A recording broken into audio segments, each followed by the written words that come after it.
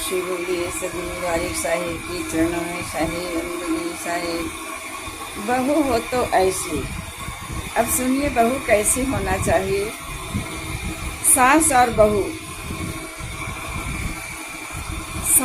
बहू काफी देर से झगड़ रही थी। उनके झगड़ने की आवाज पड़ोसन तक जा रही थी। झगड़ा खत्म होने के बाद बहू जब किसी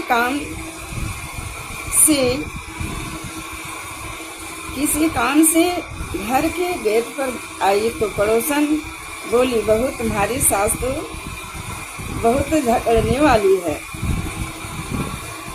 तुम्हारी सास तो बहुत लड़ने वाली है। ऐसे ही चला तो तुम्हारी जीवन जीना हराम हो जाएगा।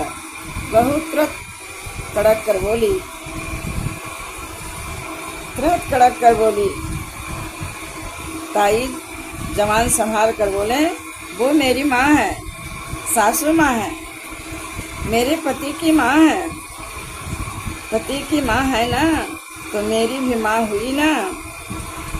हम माँ बेटी घर में लाख झगड़े करें, आपको प्रवचन देने की कोई जरूरत नहीं है। पड़ोसन खिसियाती हुई बोली, अरे बहू, अरे बेटा, मैं तो तुम्हारे भलाई के लिए कह रही थी।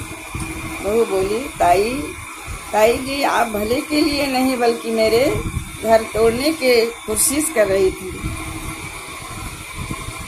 मेरी दादी माँ बोली थी और समझाकर मुझे ससुराल भेजे हैं कि ऐसी फालतू औरतों से कभी बात मत करना।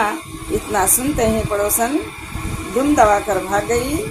बहू वापस आकर घर के अंदर आई तो देखी कि सासू माँ पीछे खड़ी थी, सब सुन रही थी और उसकी आंखें में खुशी के आंसू बह रहे थे। हुए बहू करीब आई। सास ने बहू को अपना सीने से लगा ली और रोते हुए बोली, आज मुझे विश्वास है हो गई बहू, बेटी तू मेरी और मेरे बेटे का संभाल लेगी। संभाली है, दोनों के संभालने की बहू ने काम की। सबको परेशान नहीं करेगी। हमारी बहू नहीं है, आज से आप हमारी बेटी हैं। इतना सुनकर बहू ने सासू माँ के पैर पर गिर गई।